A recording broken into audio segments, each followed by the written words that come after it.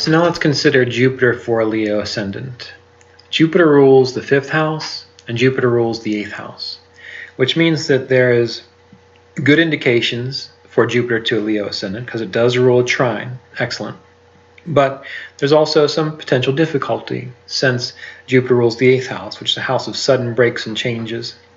If Jupiter is good, then the person, the Leo ascendant, is able to dance with those sudden breaks and changes with grace. Something arises, they still maintain their poise throughout the drama, and they're still very successful.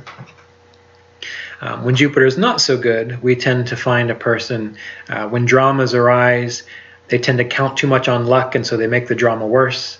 Or they don't handle the dramas and difficulties and sudden breaks and changes with grace and poise, and so things tend to get worse for a Leo ascendant. So one of the things that's very important for a Leo to do, looking at this kind of blueprint of Jupiter, is to learn to develop even-mindedness and equanimity amidst drama and difficulties. Sometimes, maybe you've heard people say this, they kind of think of Leo types as prima donnas or devas, not in the sense of the divine goddesses, but devas in the sense of, always needing something special, always having a drama in their life. And that can be because for them, maybe Jupiter is not functioning very well. They don't know how to handle things with grace or with poise, and so they just make it worse. They blow it out of proportion. The problem with that is that in our current society, we tend to really get interested in those dramatic things. So we, in a sense, support or not become codependent, but enable this drama of the Leos because it's interesting to us. But ideally, for a Leo ascendant, Jupiter is supposed to give them the poise to make it through these difficulties of 8th house things. Sometimes with Leo ascendant, since Jupiter rules the 8th, there can be difficulties with excess through things like sexuality. And again, that's because there's an imbalance there with that Jupiter. Jupiter rules over the 5th house, which is a sense of grace and fortune. When we take that Jupiter and we stick it in the 6th house for Leo ascendant, it's debilitated there. So this is going to show one of the more negative aspects of Jupiter, in that a person tends to squander away their grace. They tend to squander away their opportunities. That's 5th house Lord being placed in the 6th house and debilitated. Having the 8th house in the 6th.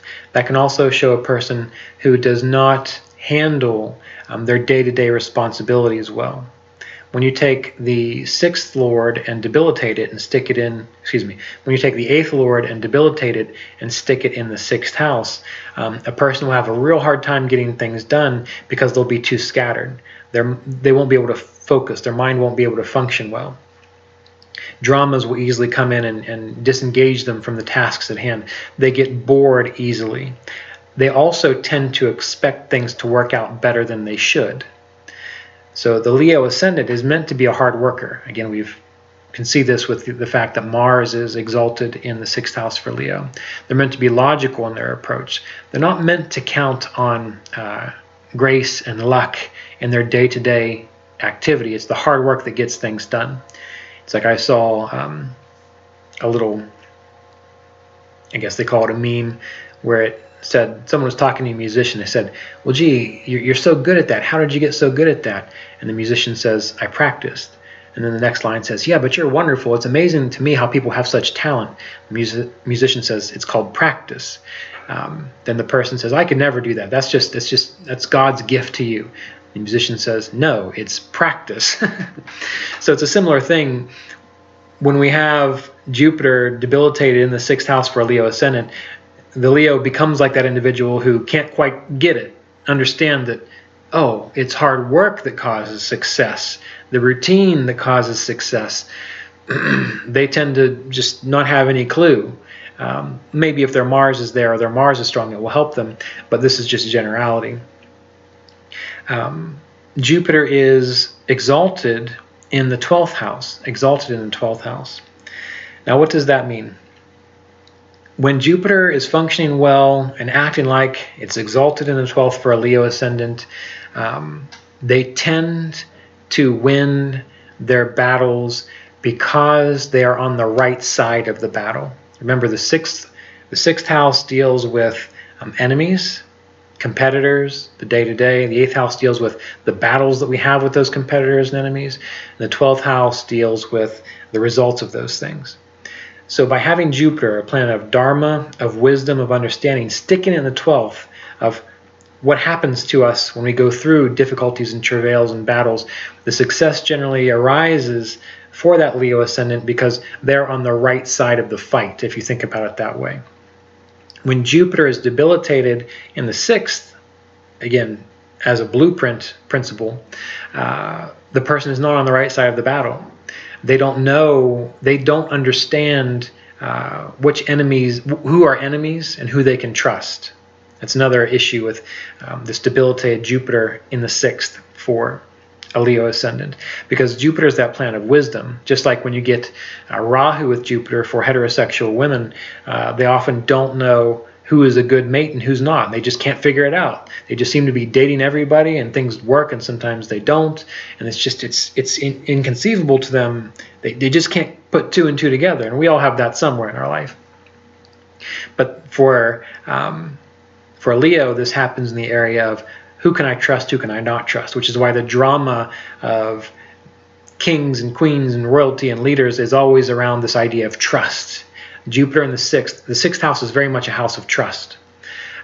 Jupiter debilitated in that house, the 6th house for a Leo ascendant, it's hard to figure out who can I trust, and then the problem ensues. But if we have that Jupiter exalted in the 12th, they have an innate sense, an innate knowing of who and what to trust, such that they are able to win their battles or even not get into a fight in the first place. It's always fascinating to think about it that way. We have the 5th Lord exalted in the 12th house. So here we can see that children, there's oftentimes a lot of expenses on children. And that makes sense, especially if we're thinking about monarchy and royalty. There's a lot of investment in grooming children for their legacy. So a lot of money is spent upon them. You don't have to put this towards children for a Leo.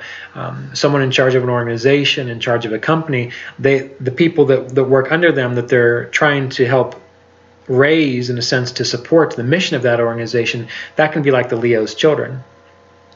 And the Leo has to spend time and energy away from the world with these people to help train them, to help share that wisdom, that knowledge, so that the legacy, that which the Leo wants to share within the world, can be supported, can be continued after the Leo is done.